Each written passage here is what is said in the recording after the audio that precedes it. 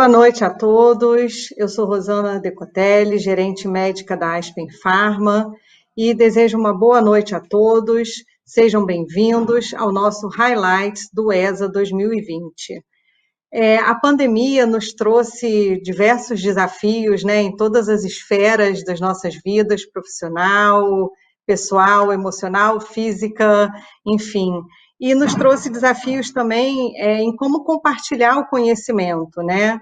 Desde os congressos, que sempre foram muito aglomerados, né? Enfim, tiveram que ser cancelados e postergados, e a situação foi se prolongando, e a maioria deles foram se transformando realmente em eventos virtuais, como foi o exemplo do Congresso Europeu de Anestesiologia, agora no final de novembro para o início do mês de dezembro.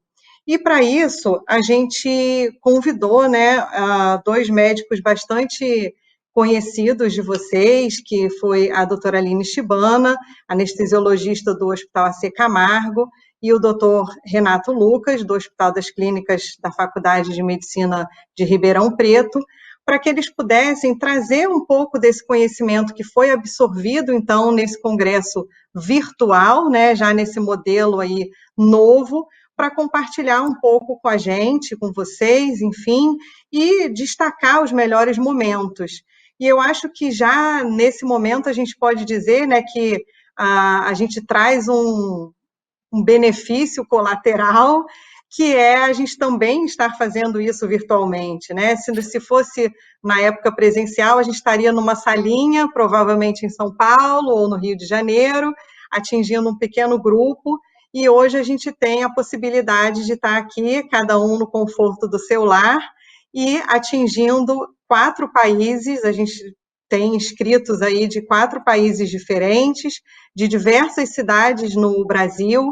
Então, eu acho que a gente pode disseminar o conhecimento, capilarizar esse conhecimento de uma forma ainda maior, o que pode trazer mais benefícios ainda para todos os pacientes e para o nosso próprio crescimento.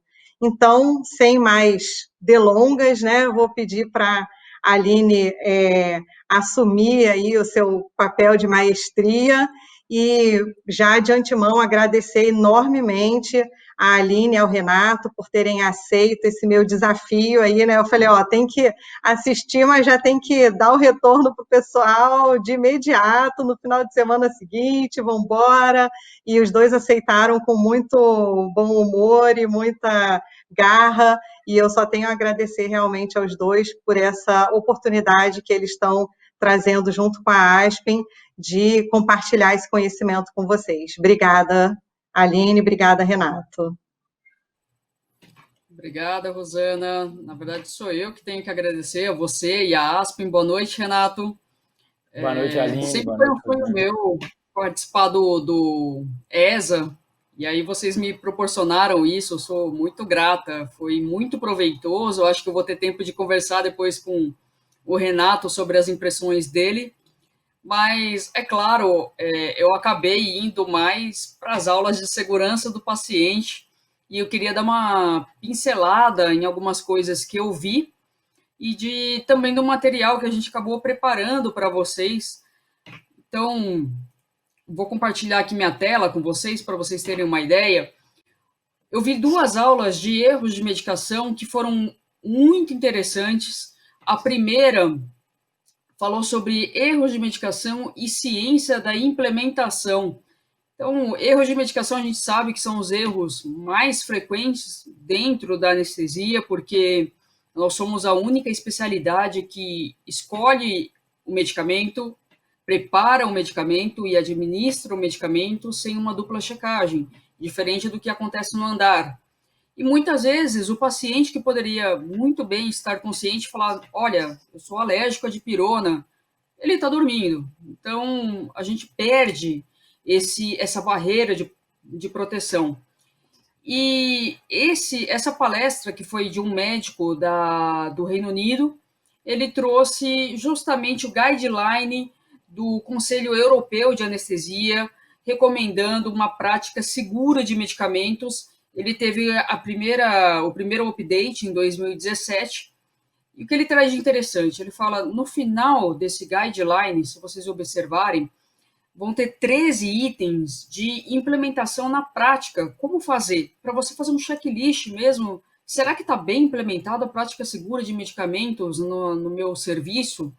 E com base nesses 13 itens, aproveitando um webinar da Sociedade Europeia de Anestesia, eles resolveram fazer um questionário para todos os participantes daquele webinar. Na verdade, na hora da inscrição, os participantes já tinham que responder um questionário rápido sobre a prática diária deles em relação ao uso seguro de medicação. Então, com base nisso, eles dividiram em 3 grupos, né, de acordo com aqueles itens. O grupo verde, mais que 70% de aderência da prática segura. O grupo amarelo, entre 69% e 50%. E menos que 50% seria o grupo vermelho. Eu vou apresentar o amarelo e o vermelho só para ser mais breve aqui nas explanações.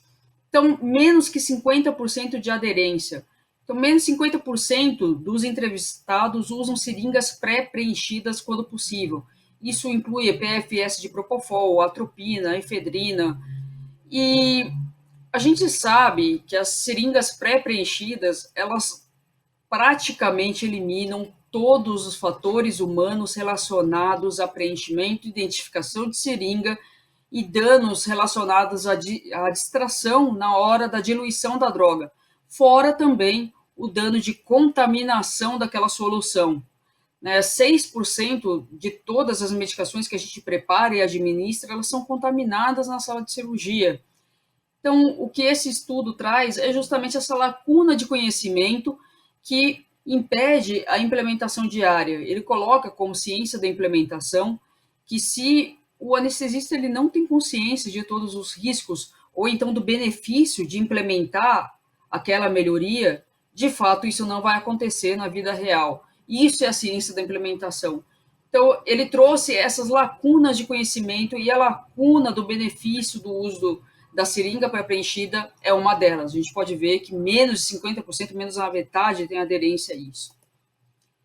E o outro item foi, há alguma política de identificação de seringas e linha de infusão? Então, o catéter peridural está identificado para não acontecer a troca, né, acoplar no sistema venoso. De fato, mais de 70% dos entrevistados, eles identificam as seringas, mas não há uma política do grupo ou uma política institucional padronizando o processo, o local onde deve ser feito e como deve ser feito. A grande maioria dos erros, né, de identificação acontecem porque a gente identifica primeiro a seringa, aí se distrai e depois vai preencher essa seringa com alguma medicação, esquece o que foi e acaba aspirando a medicação errada. Então, o que o autor coloca, né, o palestrante, é que nunca identifique uma seringa vazia. Você primeiro aspira a medicação, depois você vai identificá-la. E o terceiro item foi se há uma política de lavar o equipo para reduzir o risco de administração inadvertida de anestésicos residuais, principalmente na sala de recuperação anestésica ou enfermaria. E a gente pede muita atenção em relação a opioides e bloqueadores neuromusculares. Então, basicamente, é lavar mesmo aquele anestésico residual que fica no equipo para que não aconteça nenhum evento adverso na RPA. Ainda mais em criança, é algo que tem que prestar atenção, porque qualquer mínimo volume que sobe ali, quando alguém vai administrar, por exemplo, uma medicação para dor na sala de recuperação anestésica, aquele mínimo volume é o suficiente para causar um evento grave na criança. E entre 69% e 50% de aderência, o que esse palestrante trouxe? Etiquetas de identificação de seringas padronizada por cores, né? A ISO 26825. Elas estão disponíveis em todos os locais necessários. A gente sabe por que tem essa identificação por grupo e por cor. Então, opioides são azuis, hipnóticos amarelos, bloqueadores neuromusculares em vermelho, que a gente sabe que a troca entre grupos diferentes de medicações, elas são muito mais deletérias ao paciente do que uma troca dentro do mesmo grupo.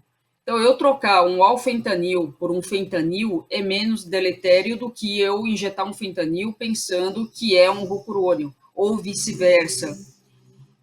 E um estudo com 733 mil administrações, isso foi algo que me chamou muita atenção, reduziu em 66% os erros apenas seguindo a padronização por cores de identificação de seringas. Isso me chamou muita atenção nessa palestra, porque realmente é um volume absurdo, é quase 1 milhão de administrações e redução de 66% com uma medida tão simples e de baixo custo, realmente é de chamar atenção. A outra questão foi se há uma política para minimizar o risco de contaminação da medicação e da transmissão de infecções entre pacientes. Por exemplo, o conteúdo de uma ampola de medicamento, ela deve ser utilizada apenas para um paciente. Me chamou a atenção, na verdade, está no grupo entre 69% e 50% de aderência. Gente, pelo amor de Deus, não tem como, em 2020, a gente usar a mesma ampola, por exemplo, a mesma ampola de lidocaína, que a gente mistura ali com propofol para diminuir o ardor, para mais de um paciente. Ou então a gente usar a mesma seringa de propofol para mais de um paciente. Não faz sentido a gente fazer isso em 2020. Eu sempre falo, não mate a japonesa do coração, por favor, não façam isso. E 69%, 50% de aderência foi algo que assim, me deixou boquiaberta. E o outro item, há recipientes para o descarte de drogas, antissépticos ou solução assalina que não estão sendo mais utilizados no procedimento estéril. Então é aquele velho erro que a gente conhece de ter uma cuba com clorox, outra cuba com soro fisiológico, a pessoa se confunde e injeta clorox na veia ou na artéria do paciente. Mas além disso, ele trouxe um outro dado que eu quis trazer para vocês, que eu particularmente não sabia, que despejar clorox naquela cuba gera aerosóis que se espalham em um raio de 40 centímetros, levando à contaminação do que tiver por perto. Então, agulha desencapada, sua agulha de peridural ou de hack e outros dispositivos, as seringas, soluções, enfim. Esses aerosóis acabam se espalhando e podem contaminar e você fazer uma administração inadvertida de clorox. Por isso que eu trouxe esse item. E uma outra palestra foi justamente sobre as inovações relacionadas à medicação. Então, isso é uma palestra do Daniel Arnal, que é o atual presidente do Comitê de Qualidade e Segurança da Sociedade Europeia de Anestesia. Ele fez um resumo muito bom de como identificar os riscos relacionados à segurança da medicação no seu grupo ou na sua instituição e as inovações propostas a partir da identificação desses riscos. Então, primeiro ele trouxe o acoplamento das agulhas peridurais ou de hack, anestesias regionais. Então, ele propõe essa agulha que tem, vocês podem ver o acoplamento mais longo e mais fino do que o habitual, evitando, então, que a gente consiga acoplar uma seringa para administração endovenosa nesses dispositivos selecionados para anestesia regional. A outra coisa que ele falou, obviamente, o futuro da segurança da medicação é a seringa pré-preenchida. A gente já tem várias seringas, o PFS de propofol, que a gente já tem aqui no Brasil, a gente usa muito, pradenosina, adrenalina, como já foi citada na outra palestra, porque virtualmente elimina todos os fatores relacionados, né, à contaminação, a erro de identificação e diluição dessas drogas. E outra coisa que ele trouxe de muito interessante foi essa BD IntelliPort. Então, é um conector que vai para a via venosa, você conecta a seringa, esse conector, então, tem um leitor, né, como vocês podem ver, acoplado a um tablet. Esse tablet, ele faz a leitura da concentração da droga que está contida nessa seringa, e ele também mensura o fluxo, à medida que você vai injetando, qual que é o fluxo de medicação e quantos miligramas você injetou. Fora isso, ele fala em voz alta, fazer uma dupla checagem com você da medicação que está sendo infundida e essa medicação, a miligramagem, a dose, o fluxo que você injetou, vai automaticamente para o prontuário eletrônico. Isso é muito simples, é claro, a gente tem que ver isso daí na prática como é que é, mas o Arnal trouxe isso como inovações dentro da segurança de medicamentos, eu achei bem interessante para trazer para vocês entre os highlights de segurança de medicamentos. Fora isso, uma outra palestra que eu dei foi uma síntese dos 10 anos da Declaração de Helsinki, né, para as práticas seguras de anestesia. Para quem não conhece, é uma ótima oportunidade, então, para conhecer.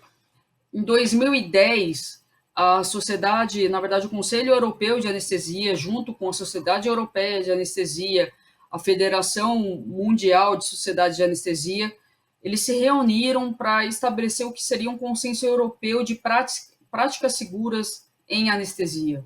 Isso foi no Euroanestesia de 2010, que foi em Helsinki, por isso que é a Declaração de Helsinki. E eu trouxe aqui um print, né? Isso daqui é uma publicação da SBA. A Sociedade Brasileira de Anestesia foi uma das primeiras a assinar nesse Euroanestesia. Está aqui a doutora Nádia, assinando o nosso comprometimento com a prática segura. E essa declaração, ela traz, então, um resumo do que seriam as boas práticas desde a monitorização padrão que deve ser realizada, até os protocolos que deveriam existir em cada grupo, em cada instituição, reportes quais são os avanços de cada instituição ou cada nação em relação à prática segura de anestesia, entre outros itens. Esse palestrante também, que foi o mesmo, né, o palestrante Whittaker do Reino Unido, ele traz o sumário do que é a Declaração de Helsinki e o quanto a gente avançou em 10 anos. Interessante, isso daqui fora da palestra dele, eu trouxe um parênteses para vocês, foi uma publicação da SBA que eles apresentaram no Euroanestesia de 2014, que eles fizeram um questionário no nosso Congresso Brasileiro de Anestesia sobre a implementação do checklist de cirurgia segura da OMS, que também está entre os itens que a gente tem que, de fato, colaborar para a implementação desse checklist. E dentro do Congresso Brasileiro, o que eles perceberam? Que 45% de todas as pessoas que responderam o questionário aplicado em 2014, 45% fazem uso frequente do checklist. Isso, há 6 anos atrás, eu espero que esteja melhor hoje em dia, mas quais foram os preditores, né, independentes do uso frequente desse checklist? Primeiro, uso em cirurgias de grande porte, então 76% a mais, uso nas instituições privadas particulares, isso em relação às instituições públicas, conhecimento, então, mais uma vez, a ciência da implementação, conhecimento do que é o checklist de cirurgia segura e também dos benefícios de implementar isso para prevenir os eventos relacionados à anestesia e à cirurgia. Então, esse é o meu parênteses de uma fotografia do que era em 2014, com base num questionário aplicado no Congresso Brasileiro de Anestesia, e agora a gente vai para o estudo que eles fizeram na Europa em 2019, justamente para mensurar o quão bom foi essa declaração de Helsinki na Europa. E aí me chama a atenção porque um dos itens é a padronização básica, né, da anestesia. E vocês podem ver aqui que eletrocardiograma não chega a 100%.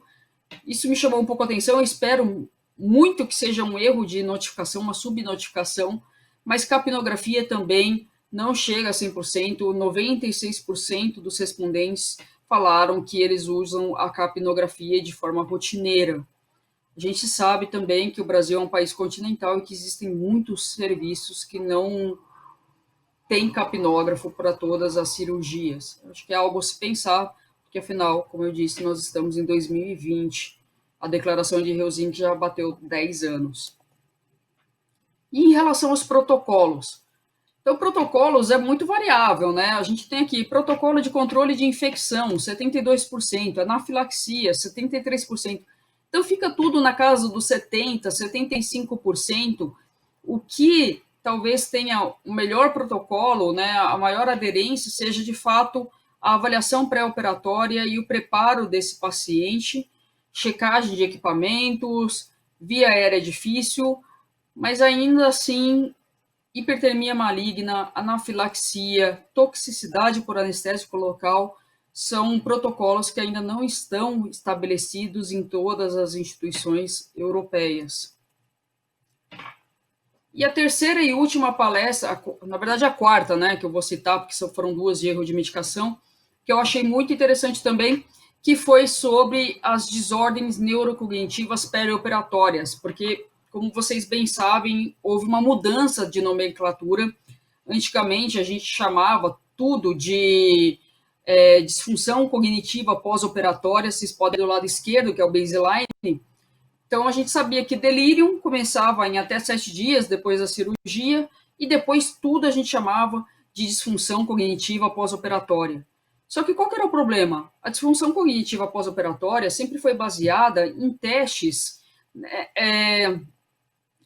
qualitativos, quantitativos, né, enfim, de padrões, de itens para avaliar qual que foi a perda disso.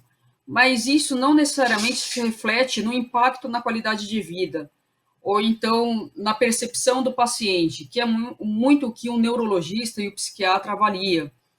E isso também não estava de acordo com a classificação, né, da doença, da desordem, enfim. E aí eles propuseram essa nova classificação, essa nova nomenclatura, que é a desordem neurocognitiva perioperatória, e aí começaram a dividir. Então, delírio em até 7 dias, a recuperação, né, tardia da função cognitiva também em até 30 dias, aqui no segundo item, no lado direito, e aí sim, a desordem neurocognitiva a gente chama de pós-operatória se o paciente não tinha nenhuma desordem neurocognitiva prévia, é alguma coisa nova para ele. E a gente chama de leve se, com base, se você fez a avaliação pré-operatória, você sabe o baseline desse paciente, você tem 1 a 2 desvios padrões em relação ao estado de base dele, a gente chama de uma desordem neurocognitiva leve.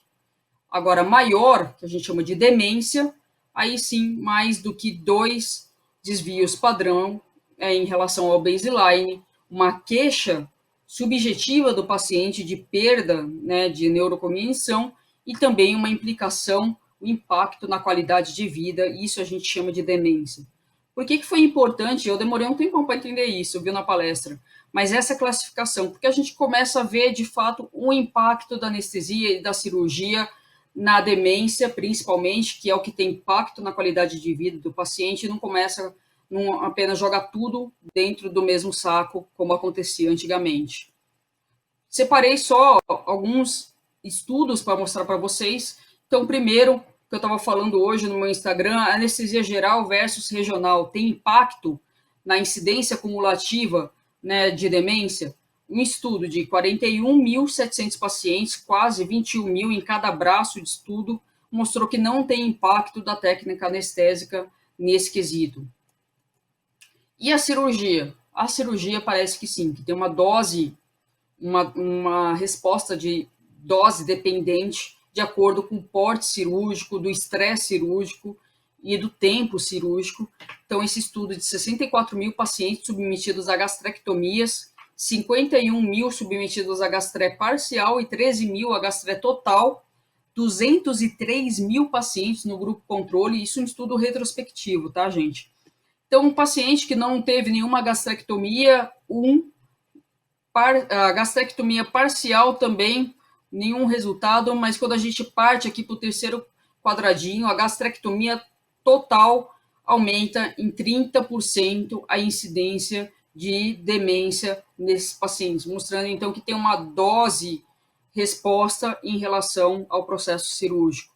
Mas, ao mesmo tempo, o que esse palestrante trouxe de muito interessante é que algumas cirurgias elas beneficiam os pacientes. Então, no caso de aneurisma de aorta, ele trouxe o seguinte dado.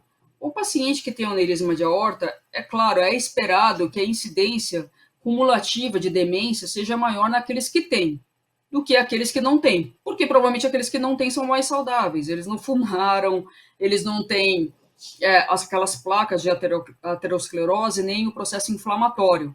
Então, isso acaba influenciando no risco cumulativo de demência, por isso que esse grupo aqui do lado esquerdo vai ter esse descolamento em relação ao risco cumulativo. Mas, se a gente observar aqui, os pacientes, esse NSQ, ou seja, receberam tratamento farmacológico não cirúrgico, eles tiveram um risco cumulativo de demência muito maior do que essa linha de baixo, que foram os pacientes submetidos à cirurgia aberta para aneurisma de aorta. Por quê? Os autores especulam porque, por conta do processo inflamatório que formou essa placa e esse aneurisma, ele vai liberando mediadores inflamatórios que são os mesmos relacionados à demência. E a partir do momento que você tira esse aneurisma cirurgicamente, você diminui a emissão desses mediadores inflamatórios, portanto, o risco cumulativo dos pacientes operados chega a ser menor do que aqueles com tratamento farmacológico, que, apesar de tudo, continuam liberando esses mediadores inflamatórios. E, por fim, o último estudo que eu trouxe foi um outro que o palestrante apresentou, que são os pacientes submetidos à cirurgia de catarata. A mesma coisa, a incidência cumulativa de demência foi menor daqueles pacientes que foram operados. Por quê? Porque eles recobram uma função muito importante para o nosso bem-estar, que é a visão. Então, o grupo de pacientes que foi submetido à cirurgia, eles, pela melhora funcional, eles tiveram, então, a menor incidência cumulativa de demência. Eu achei importante trazer esses estudos, porque traz à tona muitas discussões de qual é o impacto, então, da cirurgia e da anestesia a longo prazo, né, aqueles desfechos de longo prazo que a gente tanto comenta, e isso foi muito rica a discussão nessa palestra. Acho que era isso que eu tinha para apresentar para vocês. Eu espero muito ver, lógico, as palestras, a apresentação do Renato, porque com certeza o Renato foi para uma outra linha e eu já sei de algumas coisas que ele andou comentando comigo. Estou bem curiosa para saber, Renato, o que você separou para a gente.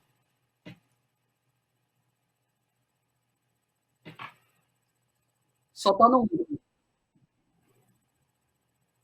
Desculpa, meu microfone estava fechado. Obrigado, Aline, parabéns aí pela apresentação. Agradeço a Rosana o convite e a oportunidade de ter participado desse congresso maravilhoso. Eu achei fantástico, fiquei apaixonado pelo congresso. Era um grande objetivo meu, né, ir no ESA. E acabei indo no congresso americano ano passado. Estava doido para ir esse ano presencial, mas acabou que eu tive a sorte de poder acompanhar virtualmente. E foi bem legal. Eu vou compartilhar minha tela aqui rapidinho e aí a gente já começa a falar. Deixa eu só ver se está ok. Está ok aí? Certo? Tá bom. Então vamos lá, pessoal. Falando um pouquinho do congresso, né? Foi um congresso, né, diga-se de passagem, né, muito bom, né, comprovando aí ser um congresso grandioso. Eu tenho lido bastante, né, sobre artigos publicados nas revistas europeias, eu tenho gostado bastante da abordagem que eles têm dado à anestesia ultimamente, visando aí sempre, né, a inovação, a segurança e quebras de paradigmas. Estou vendo muito isso, eu vi muito isso no congresso, mais nesse congresso europeu do que no congresso americano. Eu acho que os europeus estão dando passos largos aí em direção a uma melhora da anestesia, uma melhora da segurança e também de novas quebras de paradigmas ou novas tendências aí, né? Eles têm mexido muito em assuntos já consagrados até então, e isso me chamou muita atenção e eu gosto muito disso, né? De estar sempre futucando coisas novas para ver se a gente consegue melhorar. E se você fizer um apanhado por todas as palestras, né, pelo menos os títulos das palestras, você consegue imaginar que todas elas convergem para um único ponto, que é a segurança. E isso é o que eu acho que a Aline percebeu isso também. É muito interessante, todas as palestras têm essa busca incessante aí para melhorar a segurança do paciente, obviamente a nossa anestesia. E eu tive a oportunidade de assistir várias palestras, algumas sobre pediatria, anestesia pediátrica, algumas sobre anestesia de uma forma geral, e também sobre novos hipnóticos, novas drogas anestésicas.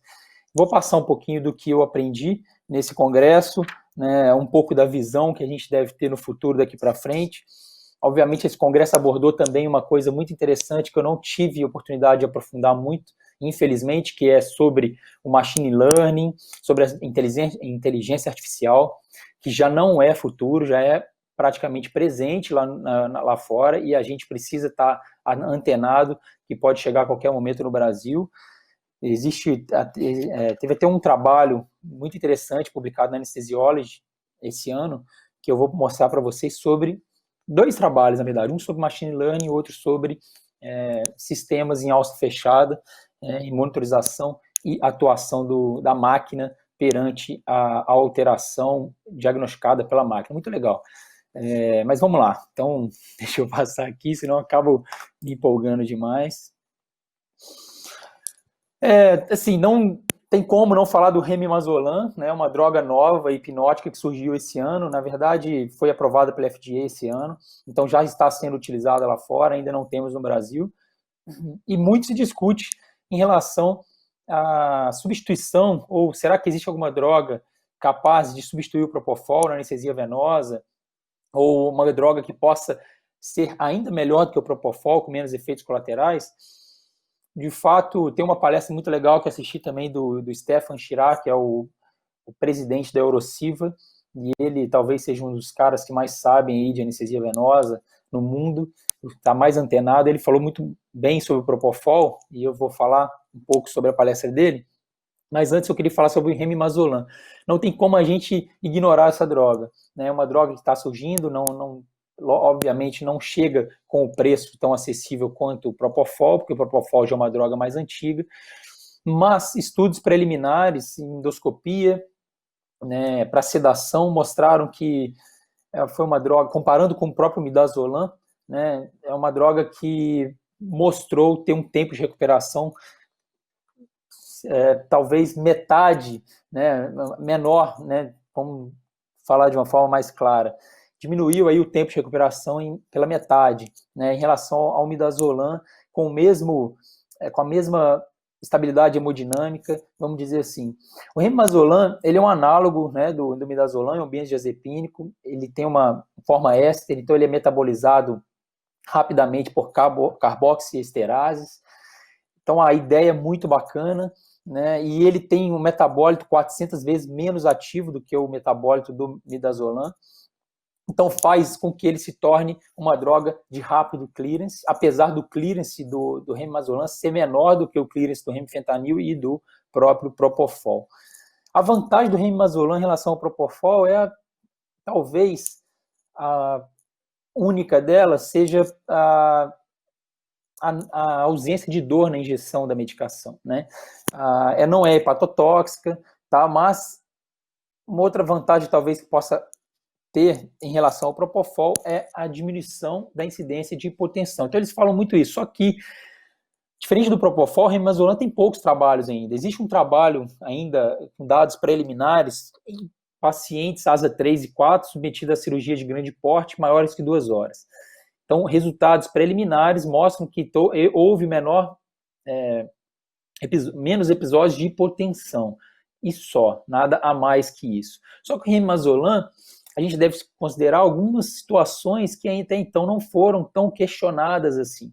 Por exemplo, em pacientes usuários crônicos de benzodiazepínicos, será que a gente poderia usar essas medicações? Será que não precipitaria uma síndrome de abstinência? Né? Será que essa droga poderia ser usada por longos períodos, numa UTI, por exemplo? E a síndrome de abstinência também, induzida pelo Remimazolam? Então, são questões ainda não esclarecidas. E teve um trabalho que eu até mostrei no meu Instagram esse ano, sobre a comparação do Remimazolam com o Propofol na anestesia geral, que até então não havia um estudo grande, né, um ensaio clínico grande comparando com o Propofol em anestesia geral. A diferença maior foi, na verdade, em eventos adversos. O Remimazolam teve menos eventos adversos, com menos hipotensão, obviamente não mostrou dor na injeção, tá? E agora, a latência do Propofol ela é menor em comparação ao Remimazolam, e o tempo de extubação também é um pouco maior em relação ao Propofol. Aí vocês podem falar, poxa, mas então o Remimazolam é uma droga excepcional, né? Mas veio o Stefan Girard, né, questionando isso, né? Será que o Propofol, né, ele é uma droga, né, que a ser batida? Será que existe uma droga melhor que o Propofol? Né? Existem vários estudos, né, os estudos não param, existe uma busca incessante também por novas drogas hipnóticas. Né? Talvez, será que as pessoas não estão tão satisfeitas com o Propofol assim? Eu estou muito satisfeito com o Propofol, acho que a maioria das pessoas estão, porque o próprio Stefan Girard diz, e ele já responde de cara na própria palestra dele, no início da palestra, que ele fala, não existe, até então. Por quê? Porque o Propofol é a droga mais utilizada, né, no mundo, tanto na indução anestésica quanto na manutenção. É uma droga já antiga, já que perdeu patente, com um preço mais acessível. Ela tem outras vantagens, que ela é antiemética, né, ela tem um efeito anticonvulsivante, ela tem efeitos também antirradicais livres, é imunomoduladora. Então, esses efeitos do Propofol, a gente também tem que levar em consideração. Né? Ela é facilmente titulável, então as pessoas que têm mais efeitos colaterais, que obtêm mais efeitos colaterais com o Propofol, geralmente são anestesistas que têm mais dificuldade em titular a droga ou mais dificuldade em utilizar, por exemplo, né, modelos farmacocinéticos, bombas de infusão em TCI. Hoje a gente tem também neuromonitores mostrando aí também que a gente pode titular o Propofol junto com a neuromonitorização. Inclusive, existem modelos farmacocinéticos sendo testados, sendo já estudados, fabricados, elaborados, se baseando também na resposta do EEG. Isso eu sempre pensei comigo, poxa, será que não teria como fazer um modelo farmacocinético já utilizando o BIS ou outro neuromonitorização? Porque as populações são tão diferentes, né, os cérebros são tão individuais, então realmente vai chegar para a gente aí já, né, modelos farmacocinéticos já com utilização do BIS. Enfim, o Stefan Girard disse também na palestra dele, uma coisa que a gente deve sempre levar em consideração, né? O tempo despendido para a gente conseguir trazer uma droga nova para o mercado e também o preço disso tudo, né? Existe um trabalho recente também, que eu até cito, né? Vou fazer um spoiler aqui, né? A Aline não falou nada, mas eu vou falar. A gente elaborou um material legal com os highlights, né, desse congresso, pelo menos das coisas que a gente viu nesse congresso. Eu e a Aline, então, a gente elaborou um material que vai ser depois distribuído para vocês vão gostar. Então, muita coisa que a gente está falando aqui vai ter depois esse material. Mas, enfim, então teve um estudo recente mostrando que, né, para você trazer uma medicação nova para o mercado, né, tem um custo de mais de $1 bilhão, e o tempo é muito grande. Então, até chegar uma droga capaz de superar o Propofol, talvez o próprio Stefan Girard disse que ele não estará vivo ou atuando profissionalmente até chegar essa nova droga. Né? Lembrando que o Propofol também tem outras vias, né, outros mecanismos de ação, na verdade, não atua só em receptores GABA, mas também atua também nas vias dos neurotransmissores, como acetilcolina, como serotonina, como a paroxetina, enfim.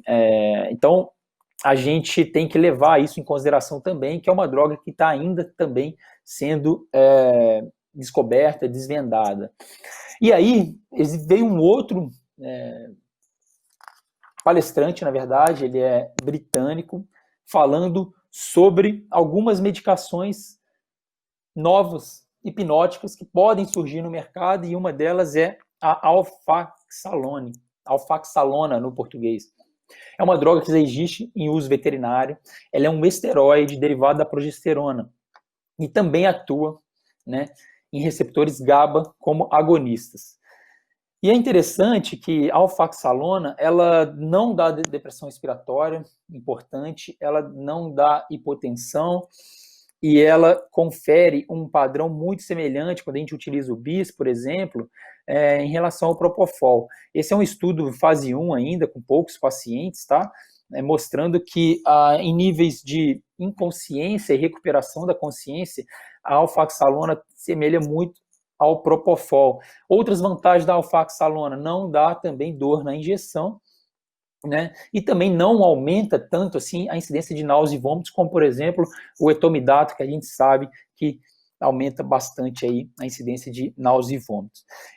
Nesse gráfico embaixo, a gente pode observar também, por exemplo, que em termos de estabilidade hemodinâmica, a alfaxalona mostrou maior estabilidade hemodinâmica em relação ao propofol. E aí, se você pegar artigos na veterinária, por exemplo, tem muitos artigos já comparando, né, alfaxalona e propofol em cães e gatos com algumas vantagens da alfaxalona em relação ao propofol. Mas também a gente tem que lembrar do custo disso tudo, né? Mas uma coisa que eu achei interessante é que essa alfaxalona, ela já havia sido usada em humanos já com resultados fantásticos na década de 90. Só que ela tinha um solvente que era um solvente que não era aquoso, e esse solvente causou muita anafilaxia, então acabou com todas as expectativas da comunidade científica na época. Realmente a euforia em relação ao alfaxalona foi por água abaixo, mas aí recentemente surgiu, né, uma nova formulação da alfaxalona com um solvente mais aquoso. Então vamos ver se esses estudos continuam a serem feitos, né, fase 2, 3, para a gente ver se a gente vai ter uma nova droga, assim como o remimazolam. O remimazolam, eu lembro que eu li os estudos de fase 1 e 2 dele em 2013, 14, se eu não me engano, e a gente acha que é rápido, né, mas se a gente for esperar os últimos estudos com a alfaxalona, provavelmente vai ser daqui a 5, 6 anos ou mais. Então, esse mesmo professor britânico, ele também questiona outras medicações, né, outros hipnóticos, né? Só que, infelizmente, os hipnóticos estudados, poucos são não agonistas GABA. Então, por exemplo, esse esteroide derivado da progesterona, né, que é a alfaxalona, existem outras também, outros esteroides sendo estudados, todos são agonistas GABA. Existe uma outra droga, né, que é um propofol modificado, que um pesquisador chinês está desenvolvendo, que chama ciprofol, que tem uma alteração molecular também que deixa o propofol, né, a droga mais potente que o propofol e com menos droga livre circulando no plasma. E o que dá dor, que leva à dor na injeção do propofol é a quantidade de molécula livre, ou seja, esse ciprofol mostrou em estudos preliminares apenas que diminui ou tem uma melhora aí com relação à dor na injeção, em relação ao propofol, sem maiores benefícios. Então, o próprio professor britânico, que na palestra ele até fala que, poxa, se for só para melhorar a dor na injeção, muito provavelmente não vai ser uma droga que vai vingar, né? Aí ele cita também outras drogas, como, por exemplo, os novos etomidatos, né? Também são drogas que estão sendo estudadas, principalmente os ésteres de etomidato, né? Só que os últimos trabalhos com etomidato também mostraram o quê? Com os novos etomidatos, mostraram o quê? Poxa, não dá inibição da adrenal, beleza, mas ainda continuam dando náuseas e vômitos, mioclonias, né, movimentos involuntários. Então, são drogas também que provavelmente não vão sair do campo da pesquisa clínica. Ele cita também a ketamina, né, que existe uma ketamina nova surgindo também, éster, muito interessante, como se fosse uma remiketamina, e alguns estudos preliminares já mostrando que a remiketamina, que não sei se vai ser esse nome, mas ele cita como remiketamina, só para fazer uma analogia ao remimazolam e o remifentanil, que também é uma ketamina metabolizada por ésteres, por esterase plasmática, desculpa, é uma droga que vai ter vamos supor, uma meia-vida mais curta, né, mas com uma analgesia um pouco mais prolongada. Então seria interessante, porque saiu na Anesthesiology recentemente também um estudo com 15 voluntários mostrando que a ketamina, as propriedades da ketamina, na verdade, tanto analgésicas quanto dissociativas, são diferentes, são independentes. Então abriu um leque aí de pesquisa para tentar criar uma nova ketamina que possa realmente ter esse mecanismo de ação diferenciado, ou seja, drogas que podem dar mais analgesia e menos efeitos alucinatórios, enfim. Então, essa remiketamina também pode ser uma droga promissora nesse sentido. E uma outra droga que ele cita é a dexmedetomidina como um alfa-2 agonista, que realmente é uma droga que tem sido utilizada cada vez mais, não é GABAérgica, obviamente, e que está sendo extrapolada até as doses dela, né, doses não ambulárias ou off-label, doses um pouco mais altas, principalmente com o uso da neuromonitorização, a gente consegue utilizar doses mais altas de dexmedetomidina sem efeitos hemodinâmicos importantes e com uma boa hipnose. Enfim, então eu gostei dessa aula, ele discute bastante, mas acaba voltando ao Remimazolam, dizendo que o Remimazolam realmente é a única droga nova que a gente tem disponível aí para 2020, 2021, e que vai necessitar de novos estudos aí maiores para a gente saber se realmente o Remimazolam vai bater de frente aí com o Propofol para brigar aí por ser o hipnótico mais utilizado no mundo. Que o próprio Stephan Girard acredita que não vai acontecer. Eu assisti uma aula também sobre anestesia venosa total em criança. O professor que deu aula é um pediatra, também britânico, e ele é um revisor, né, na verdade editor da British Journal of Anesthesia, um cara super importante, ele foi moderador de outras palestras também.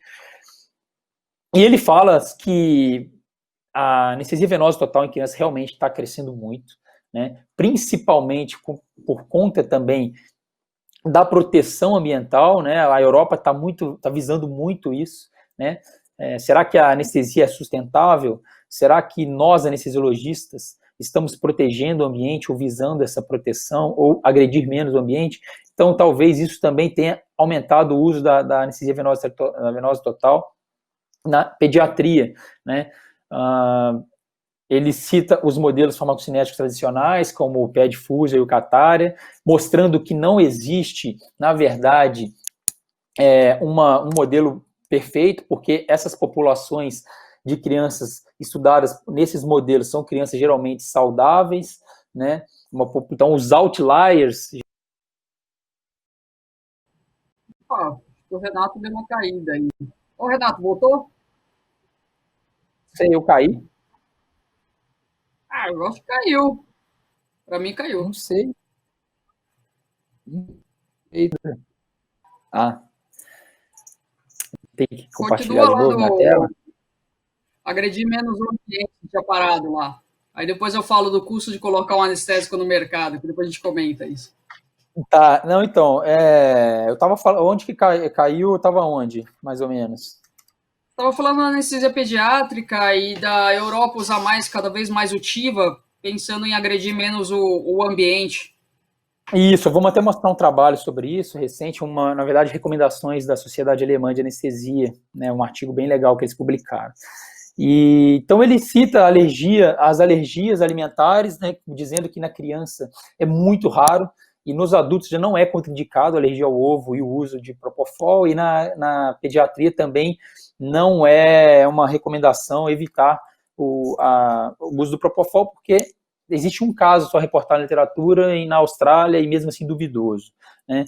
Ele também questiona muito a mistura na mesma seringa de Ultiva, né, que é o remifentanil com o Propofol. Ele abomina essa prática, ele recomenda, obviamente, separar as seringas, né, e os modelos farmacocinéticos, né, mais ou menos isso. Então, ele mostrou alguns artigos da Pediatrics Anesthesia, mostrando que o futuro realmente é promissor relacionado à anestesia venosa total em criança. Está crescendo muito e a tendência é ultrapassar o uso da anestesia inalatória.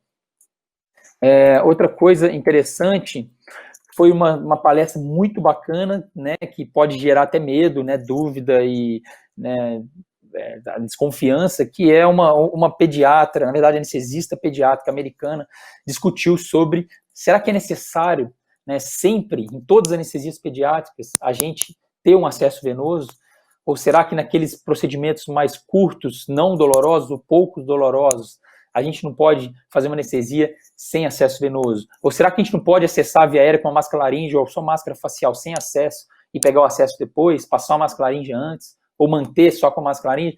E aí ela mostrou um trabalho interessante com 5.000 crianças que ela mesma escreveu, ela foi um estudo observacional retrospectivo, mas ela mandou para a Revista Europeia de Anestesia em 2012, e esse artigo foi totalmente negado de primeira. E ela mostra essa negativa, ela fala que realmente, aí ele mostra a resposta da Sociedade Europeia, dizendo que a Sociedade Europeia não é prática recomendável da Sociedade Europeia em relação à anestesia geral em crianças sem acesso venoso. Aí ela publicou, 2, 3 anos mais tarde, numa outra revista, se eu não me engano, agora não sei se é uma revista canadense de anestesia, enfim, e ela publicou esse artigo, e depois foi o que motivou ela na verdade, palestrar sobre esse tema, porque ela fez uma busca na literatura e descobriu vários artigos da British Journal of Anesthesia, da própria Pediatrics, mostrando alguns trabalhos interessantes com o uso com anestesia venosa, com anestesia geral em crianças sem acesso venoso, né? Alguns artigos mostrando, né, N's bem satisfatórios, com 3, 4 mil crianças em procedimentos oftalmológicos, né, ou otorrinolaringológicos, e sem efeitos colaterais importantes. Ela mostra, por exemplo, um artigo, né, que é o estudo APRICOT, que eu acho que todo mundo que faz anestesia pediátrica deve, né, ler esse trabalho. É um estudo prospectivo multicêntrico com mais de 250 centros, né, europeus, relacionados a dados em anestesia pediátrica. Então, lá você tem um compêndio de dados, um compilado de dados, mostrando vários efeitos colaterais da anestesia, várias, como é que se diz, quais são os riscos, né, relacionados a cada prática, né, os eventos adversos, enfim. Mostrando que, por exemplo, né, o laringoespasmo ele é mais frequente na extubação do que na intubação. Então, isso leva a crer que se você passar uma máscara laríngea antes de pegar um acesso numa criança, por exemplo, que não tem um acesso venoso prévio, e ou então que tem um acesso venoso difícil, né, talvez não seja uma má ideia, né, porque essa busca incessante por conseguir um acesso periférico pode causar também alguns eventos adversos, como hipoxemia, enfim. Então, garantir uma via aérea da criança antes de pegar o acesso também pode ser uma opção, ou então nem pegar acesso justamente por conta do risco muito baixo de eventos adversos, como comprovados aí nessas situações. Aí ela fala um pouco do acesso intraósseo, que é um acesso que não colapsa no choque, que em mãos experientes é um acesso muito muito fácil de ser obtido, e que costuma, na verdade, pode receber vários tipos de medicações, todas elas relacionadas ao laringoespasmo. Falando um pouco de via aérea pediátrica que eu assisti, não vou me atentar muito nesse tema, mas eu achei interessante que eu assisti 3 palestras curtas, mas uma delas sobre acesso cervical, né, anterior na emergência pediátrica, numa via aérea difícil, ou não ventilo, não intubo, e o palestrante ele foi muito enfático em dizer que, por exemplo, que a cricotireoidostomia por punção é muito difícil de realizar em crianças, principalmente crianças pequenas, por conta da angulação da agulha e da distância de tiramento, né? A chance de lesar uma via aérea dessa criança, né, com a punção ou com a cricote cirúrgica é imensa, pode ser catastrófico. O número ou seja, na verdade, a incidência de sucesso, né, com relação a essa prática é muito baixa, e ele recomenda, né, e acho que os guidelines recentes recomendam a traqueostomia já em sequência rápida, né, de fácil acesso, e evitar incisões transversais, sempre fazer incisões longitudinais, enfim. Só que os outros 2 palestrantes, o que foi interessante é que eles valorizaram muito a experiência do anestesista, minimizar o máximo de tentativas possíveis. Então, quando você chega com uma criança com uma via aérea suspeita, sempre valorizar o anestesista mais experiente e deixar para que o anestesista mais experiente faça a primeira laringoscopia. Sempre ter dispositivos, né, de via aérea difícil, videolaringoscópio, bugie, em mãos, mas sempre valorizar a experiência individual de cada anestesista, né? Isso é importante. Um dos palestrantes é o Thomas Anglia, ele é também britânico, editor da British Journal. Ele também tem vários artigos na Pediatrics, e ele é muito out of the box, e ele mesmo fala, usando essa palavra, temos que ser out of the box, a gente tem que valorizar a expertise individual ou expertise institucional.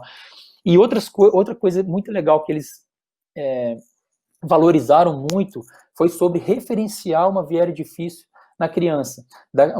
Ou seja, uma viéria já suspeita ou já sabidamente difícil, referenciar essa criança se não houver um anestesista experiente pediátrico para acessar a via aérea dessa criança. Então, referenciar para um serviço, por exemplo, que tenha ECMO, porque a via aérea cirúrgica da criança é muito difícil de ser feita, com alto risco, né? Até mesmo a traqueostomia em sequência rápida, mas se você referenciar um caso que não seja emergência, urgência, que não envolva risco de morte, referenciar para um hospital que tenha ECMO é talvez vantajoso, porque um cirurgião experiente também pode inserir uma ECMO, por exemplo, veno-venosa numa criança em poucos minutos, né?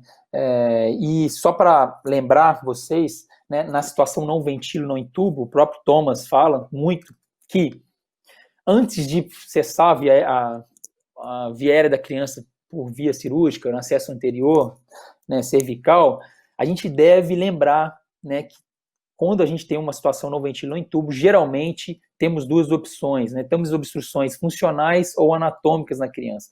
E a gente precisa, de fato, corrigir essas disfunções, né?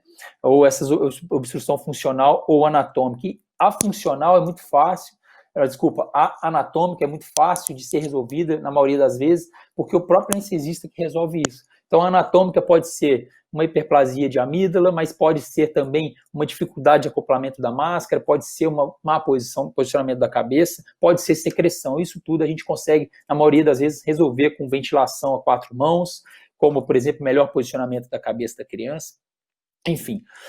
E aí tem também a obstrução funcional, que muitas das vezes ela acontece porque a criança não está com um bom plano anestésico. Então, pelo simples fato de aprofundar o plano anestésico da criança, já pode, né, desfazer uma obstrução funcional como um laringoespasmo, por exemplo, ou diminuir o broncoespasmo.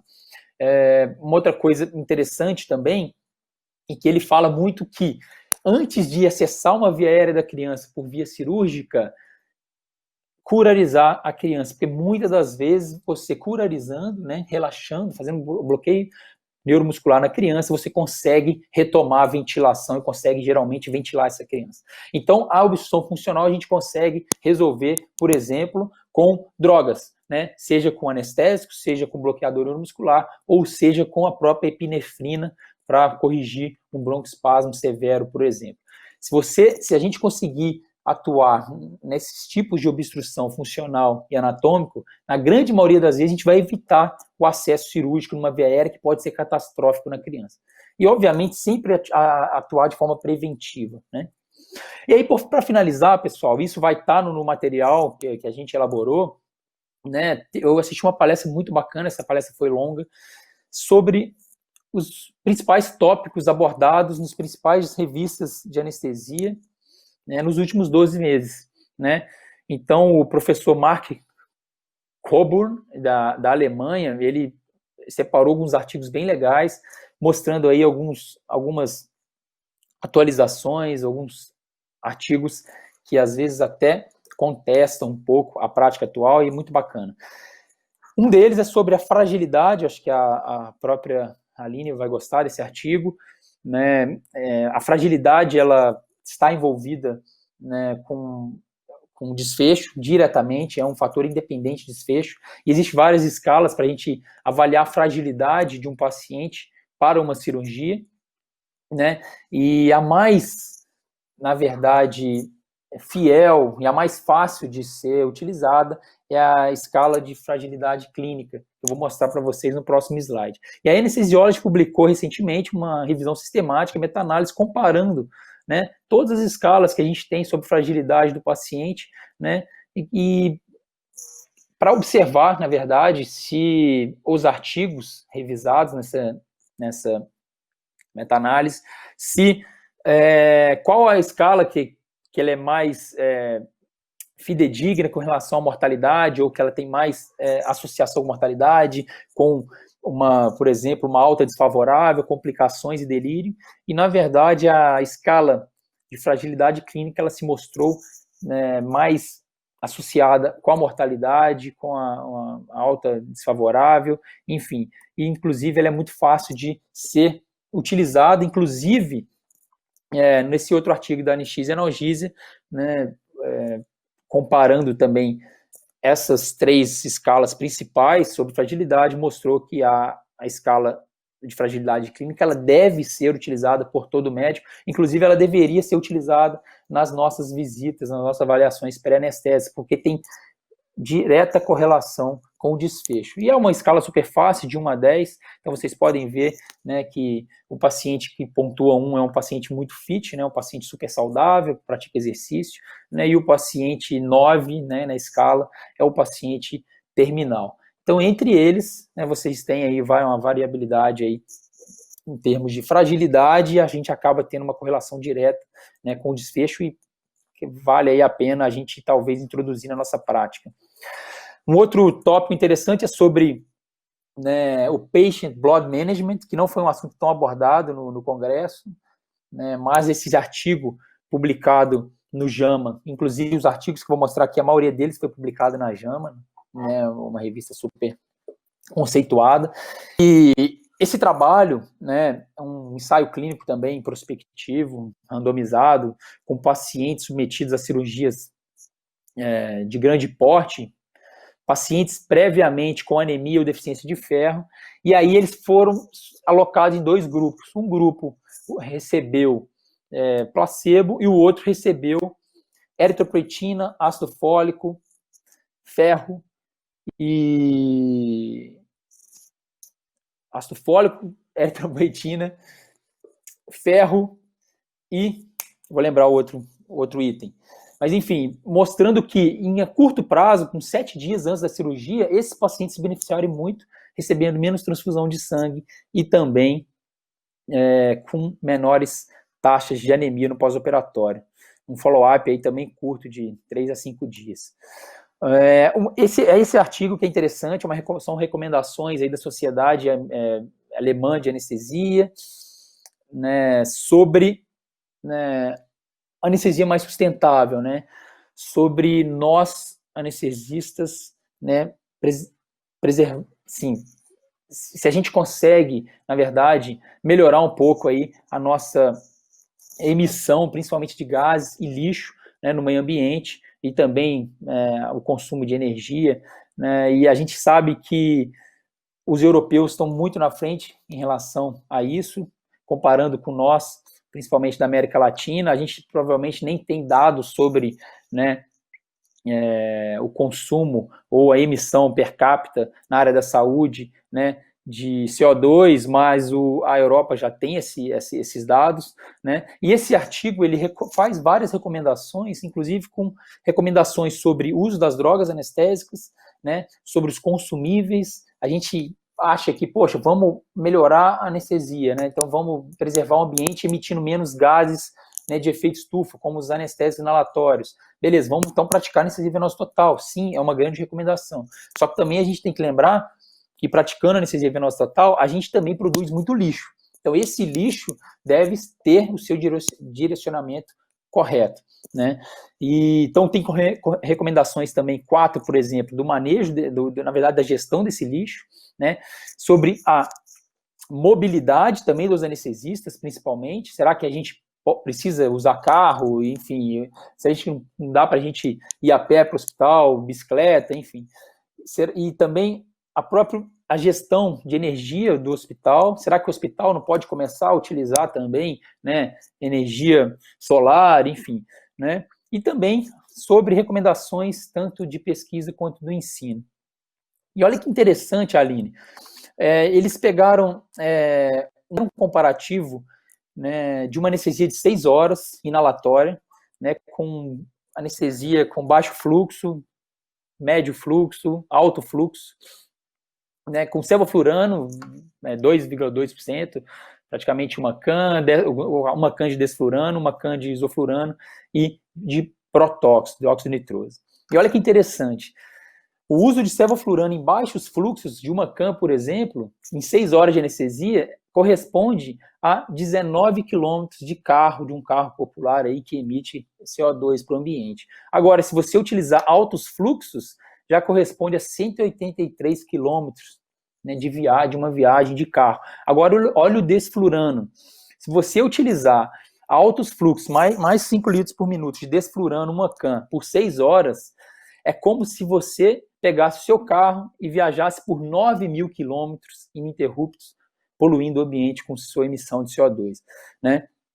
O isoflurano um pouco menos, mas se você parar para observar, o sevoflurano é o que menos agride o ambiente, né? E o protóxido, ou o óxido nitroso, também agride muito, quase igual ao desflurano, tanto é que já é uma recomendação alemã e provavelmente europeia de postergar o uso de óxido nitroso o máximo possível, exceto naquelas indicações médicas mais precisas, como, por exemplo, na analgesia de parto, numa paciente que não tem acesso, que recusa uma anestesia, né, no neuroeixo, enfim.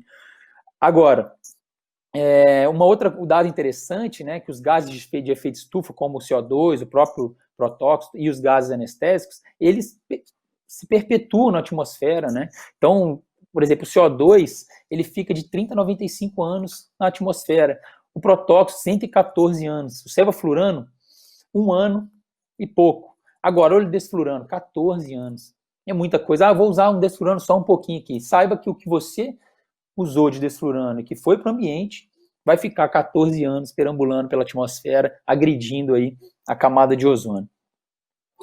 Então, existem essas recomendações e eu acho que a gente deve, depois eu vou até mostrar nesse compilado que a gente fez para o pessoal, tem esse artigo, tem o DOI desse artigo, acho que todo mundo merece ler.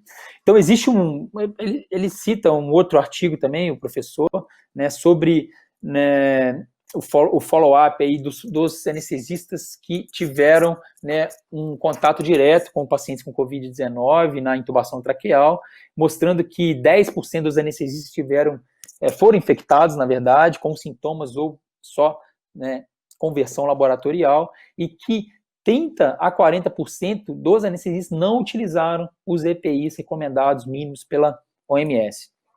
Outro artigo interessante foi um ensaio clínico randomizado, né, comparando aí o hidroxetilamida com a solução salina, né, em pacientes de alto risco para insuficiência renal em cirurgias de grande porte, né? E o interessante é que não houve diferença em mortalidade, em infecção, acho que em número de infecções, mas em disfunção renal, né, em tempo de internação. Então, não houve diferença. E o próprio professor, no final da citação desse artigo, ele fala que, na verdade, o hidroxietilamida não deve ser mais utilizado, porque ele também não melhora. Ele não só, esse artigo não mostrou que piora, mas também que não melhora aí o prognóstico dos pacientes. Então, na opinião dele, o hidroxietilamida também já não deve ser utilizado na nossa anestesia. Então, mostrando aqui que não houve diferença, né, nos desfechos primários, com mortalidade, principalmente, e insuficiência renal, nos pacientes submetidos ou que receberam a solução salina ou o hidroxietilamida. Um outro artigo interessante também, para desmistificar também, mostrando aí, comparando aí baixos volumes correntes com volumes correntes tradicionais, ou seja, 6 ml por quilo e 10 ml por quilo, né, e incidência de complicações no pós-operatório, né, de cirurgias de grande porte. Também mostrou que não houve também diferença, né, em termos de complicações pulmonares entre os dois grupos. Um artigo interessante aí para desmistificar um pouco, né, essa busca incessante também por baixos volumes correntes em todos os pacientes. Logicamente, né, a gente deve avaliar melhor o artigo, ver a metodologia, ver os possíveis vieses, enfim. Um outro artigo interessante foi sobre machine learning. Então, o professor ele mostra um artigo super interessante de uma máquina que consegue detectar precocemente, né, a hipotensão 10 segundos antes, né, em relação ao ser humano, e o quanto isso pode impactar daí, no pós-operatório.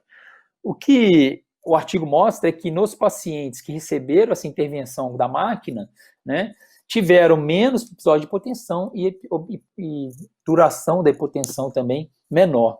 interessante, achei legal esse artigo mostrando aí que a machine learning aí também começa a entrar na anestesia cada vez mais, a gente vê artigos e discussões a respeito.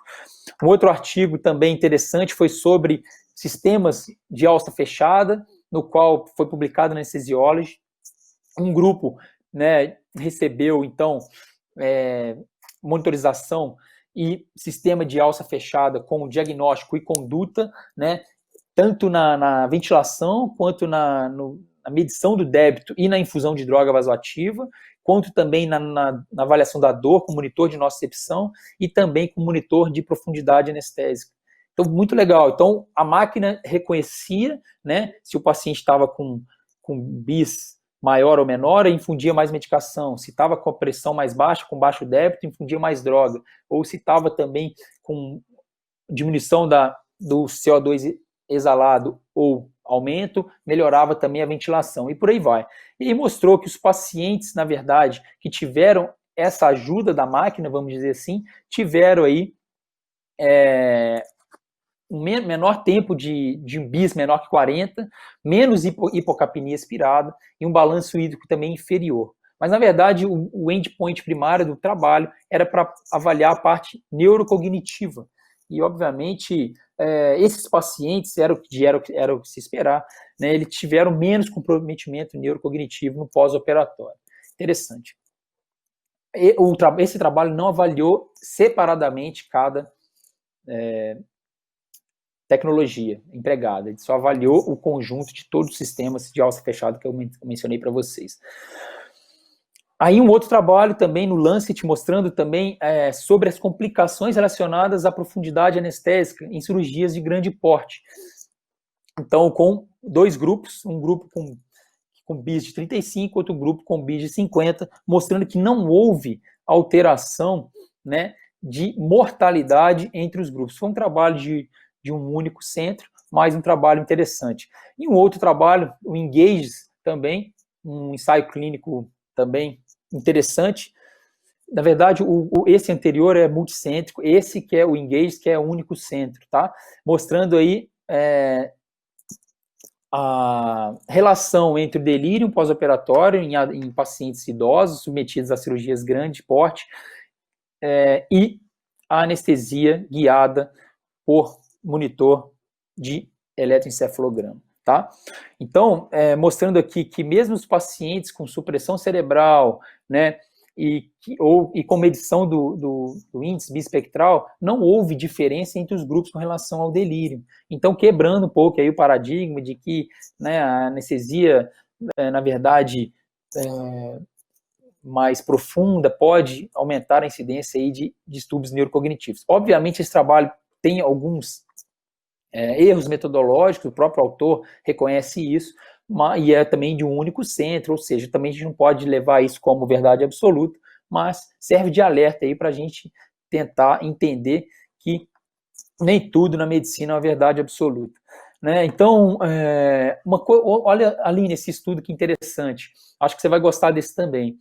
Né? Um estudo, acho que foi publicado na JAMA também, relacionado a cirurgias sobrepostas, cirurgias simultâneas pelo cirurgião.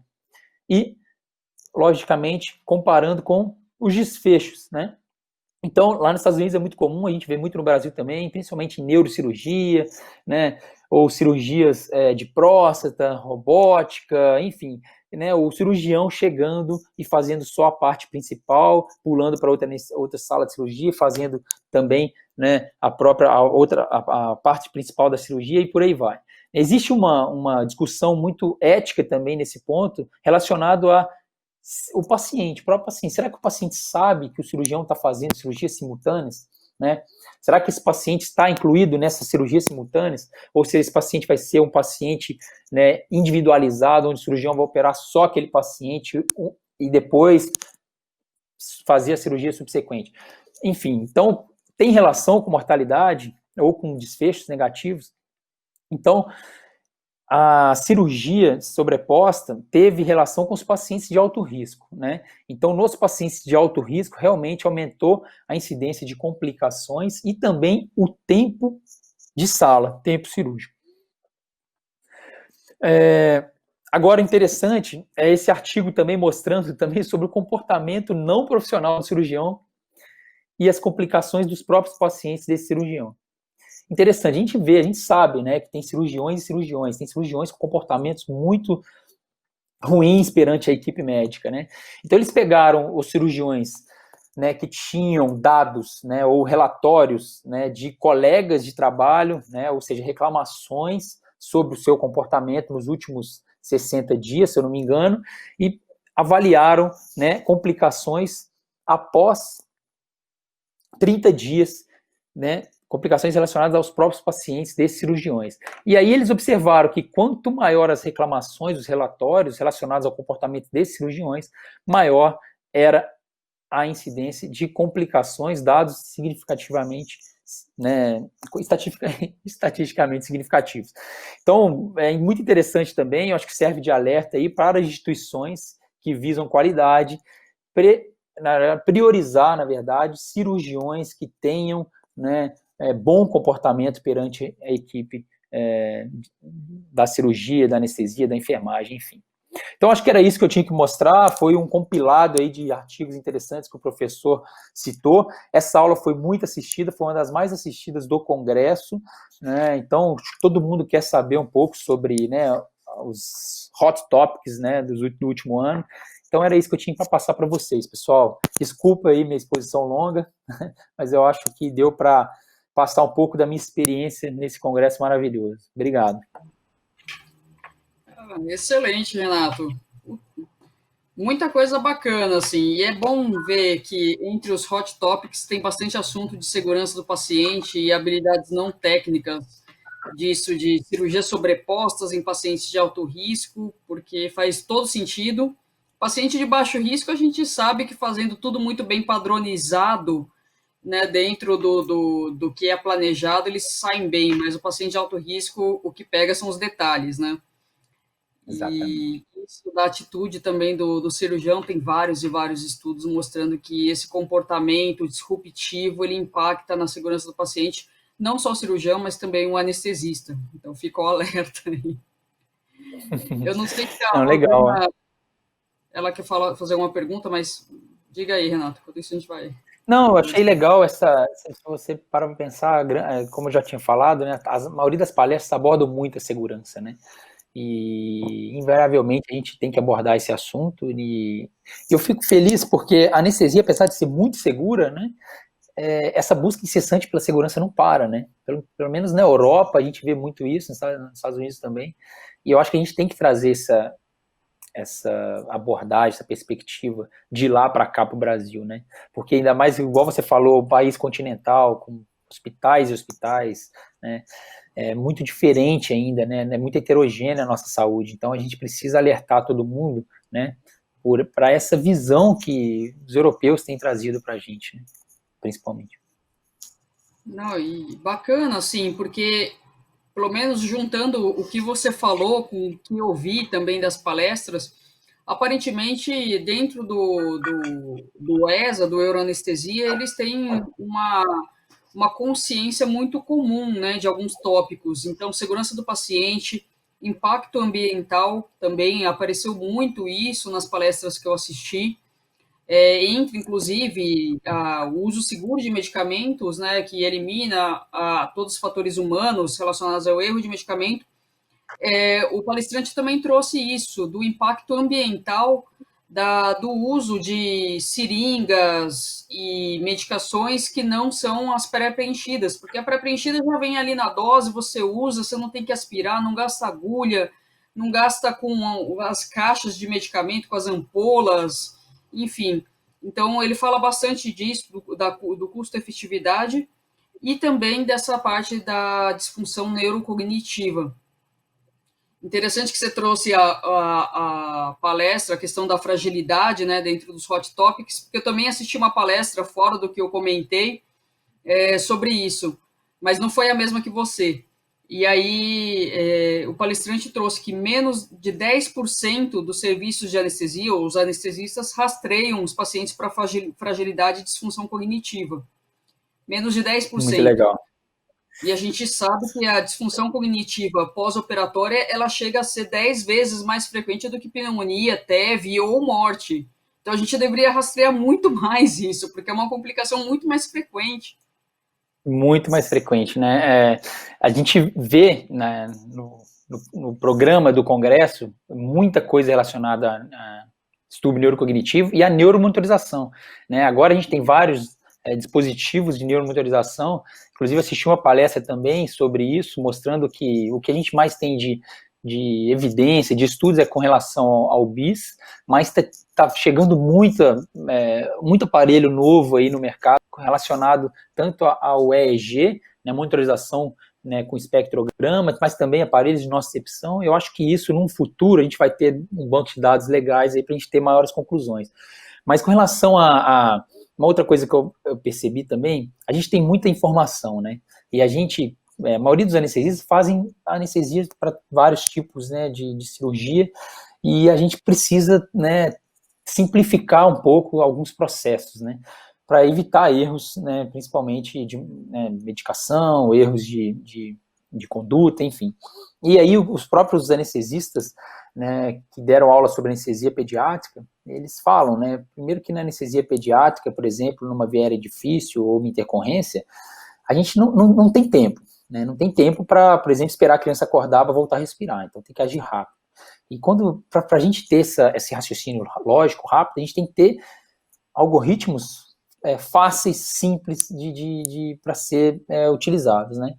E aí, voltando para a fragilidade, é a mesma coisa, né? Muitas das vezes a gente fica lembrando daquelas, né, aqueles scores da cardio, os próprios scores, né, de neurocognição, qual que é o risco e tal. A gente, acaba não usando, mas essa escala de fragilidade, ela é super simples, é super fácil de implementar.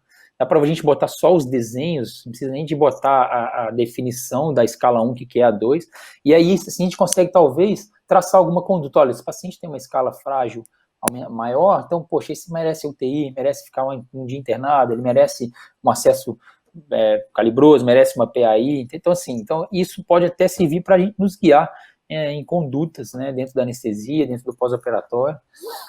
Achei interessante essa escala, realmente. Não, super interessante. E outra coisa que você falou, que é uma discussão antiga, assim, que eu vejo, de anestesia em crianças sem acesso. Estou até curiosa para saber o que o pessoal acha, assim. Por exemplo, no hospital a gente faz radioterapia em criança. Poxa, é muito rápido. Então, exatamente, legal, é isso aí. A gente discute isso, é lógico que dá medo, né? Mas, assim, se vier evidência robusta, é uma coisa a ser discutida, né? Não, e é legal, Aline, que essa médica pediatra, ela teve o artigo dela negado e ela publicou em outro, e depois ela foi chamada pela própria Sociedade Europeia para poder palestrar, e ela mostrou o artigo dela, com mais de 5.000 crianças, ela teve 7 intercorrências, e das 7 ela precisou pegar um acesso venoso em uma, ou seja, são números interessantes. E aí ela mostra vários outros artigos publicados em grandes revistas com crianças, com 3.000, 5.000 crianças. Lógico, né? Tem que ter bom senso. Mas, por exemplo, só para exemplificar, você pega uma criança, por exemplo, com síndrome de Down, que não tem acesso venoso fácil, que vai fazer um simples exame, né, do ouvido ou um laser, né, no olho, que não tem um potencial álgico tão grande, com simples anestesia local dá para fazer. E aí a própria anestesista, para esses exames oftalmológicos, ela passa até máscara laríngea em Down, por exemplo, por conta da obstrução de viária alta, ela passa a máscara laríngea sem ter o acesso venoso. E uma coisa que eu não falei que é interessante, né? O legal é que, sim, você deve... quando que você pensa em um acesso venoso? Não só para analgesia, mas para intercorrências, né? Mas também para anestesia no intraoperatório, mas também para analgesia pós, e também para prevenção de náuseas e vômitos. E aí ela usa algumas estratégias interessantes. Ela usa, por exemplo, um paracetamol via retal nas crianças que podem ter dor no pós-operatório. Uma outra coisa que ela utiliza para prevenção de agitação com o gás, ela utiliza, por exemplo, dexmedetomidina intranasal ou intramuscular nessas crianças para prevenir, né, agitação no pós-operatório ou pós-exame. E uma outra coisa interessante é que ela utiliza também a ondansetrona via oral previamente. E ela usa uma escala de náusea e vômitos para criança, né, na qual, se a criança pontua mais que 1 nessa escala de 0 a 4, ela também vai ganhar uma ondansetrona via oral previamente. Aí ela também faz uma abreviação de jejum também, de acordo com os últimos guidelines, isso diminui também a incidência de náusea e vômito. Então ela faz, é lógico, ela tem toda uma estrutura por trás, um raciocínio por trás, para poder fazer isso com o mínimo de intercorrência possível, né? E aí ela fala do acesso intraósseo, que se você tem mão para isso, você acessa rapidamente. A própria succinilcolina, você pode utilizar intramuscular, que ela tem início de ação aí em 40 segundos também, tem uma biodisponibilidade super boa. Então é isso, ela foi bem segura na palestra dela, sabe?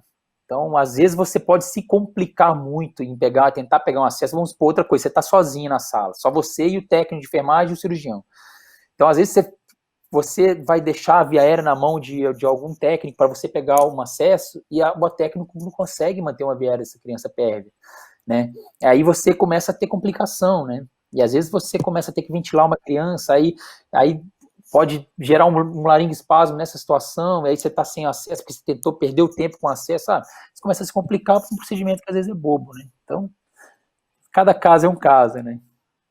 E tem uma coisa, né? Nos Estados Unidos, eles têm as enfermeiras, anestesistas, enfim, elas sabem manusear melhor a via aérea do que aqui, né? Dependendo de onde você estiver, basicamente, se você deixar a via aérea para aquele técnico, enfim, vai ser muito difícil ele manter a patência da via aérea. Exatamente, legal. Uma coisa importante que você trouxe é justamente disso. Eu não sei, eu perdi, eu acho que essa palestrante, ela trabalha no hospital pediátrico, imagino eu, fazendo um monte de criança. Sim, eu vou pegar o nome dela aqui. Ela é lá nos Estados Unidos, é uma anestesista pediátrica chamada, deixa eu ver, Vitória Aslan. Legal. Porque isso é uma coisa que a gente discute muito em segurança do paciente, se mais para frente a gente vai arrumar também para ultra especialização entre nós. Então vai chegar uma hora que eu, por exemplo, só vou fazer, sei lá, abdômen, você só vai fazer criança. Porque a gente sabe que essa ultra especialização faz com que as nossas habilidades aumentem muito e aumente muito a segurança.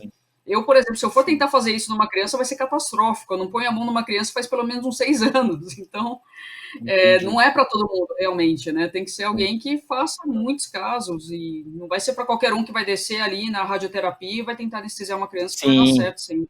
Sim, com certeza. E aí você falou muito bem, eles citam muito isso com relação à via aérea da criança. Sempre, né, se você suspeitar de uma via aérea mais difícil, ou um relato, enfim, sempre passar a bola ou referenciar essa criança, porque senão as consequências podem ser bem catastróficas se você não conseguir ventilar nem entubar.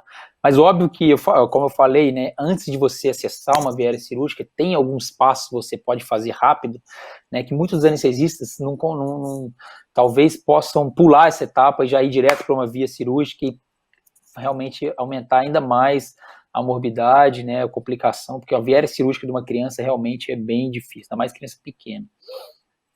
Já é difícil no adulto, né, a gente fazer, imagina. Exatamente. Fala, a Rosana veio tirar a gente a fogo. Vamos lá. Se eu deixar, vocês ficam aí até de madrugada, entendeu? Porque o papo é muito bom. Falar de anestesia é muito bom.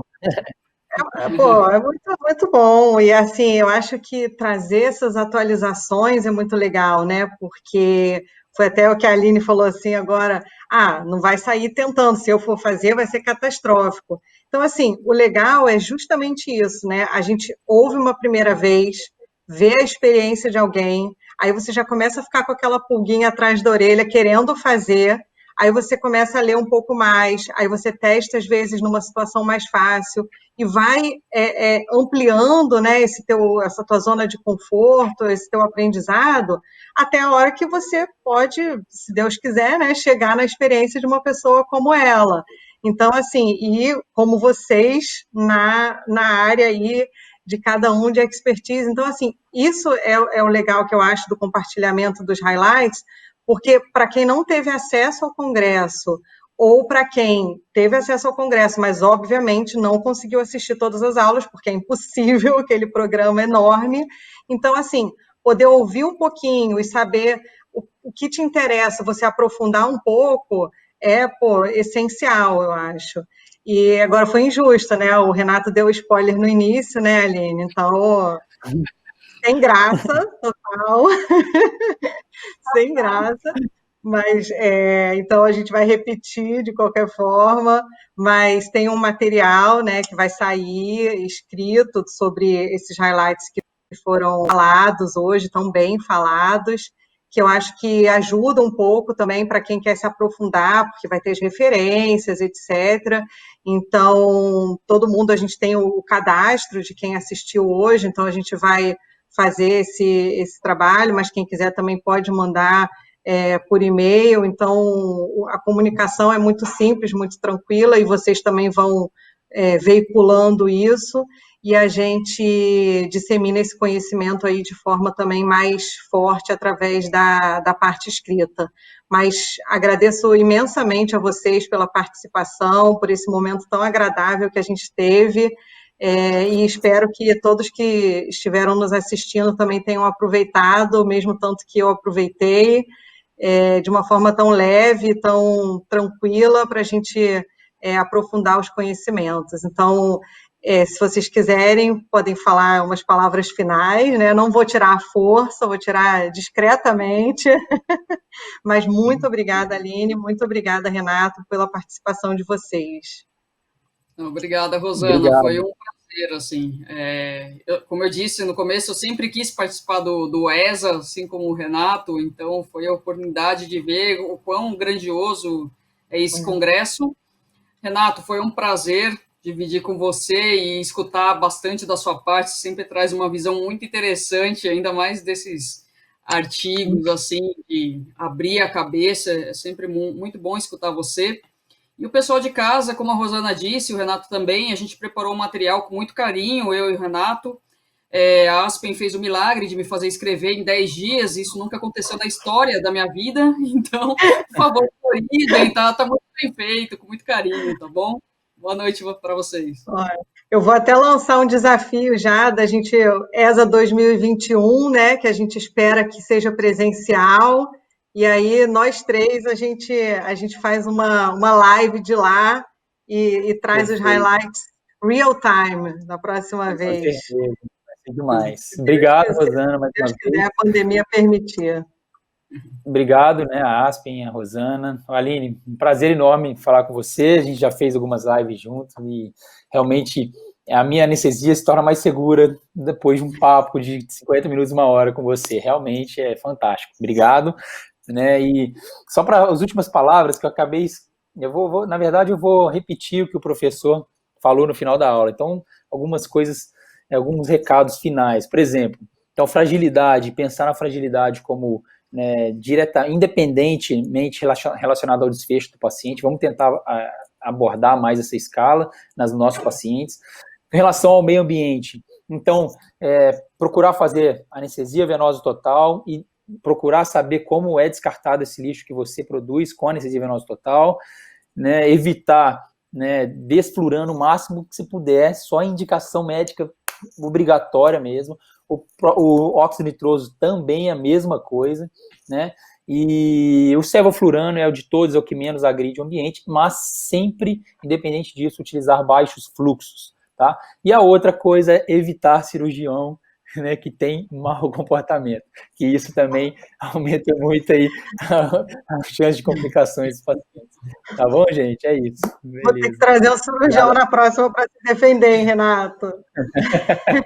Ainda bem que tem estudo de anestesista e mau comportamento também, né? Acho que não tem, né? Tem não. É hipotético. Tá bom, pessoal. Uma excelente noite para vocês, bom descanso e super obrigada aí pela participação. Boa noite a quem está em casa, obrigada por aguentar aí até o finalzinho num dia de trabalho cansativo, mas tenho certeza que foi muito produtivo para todo mundo também. Obrigada e boa noite. Obrigado, gente. Tudo de bom. Boa noite a todos. Obrigado, Claudinho. Boa noite. Tchau.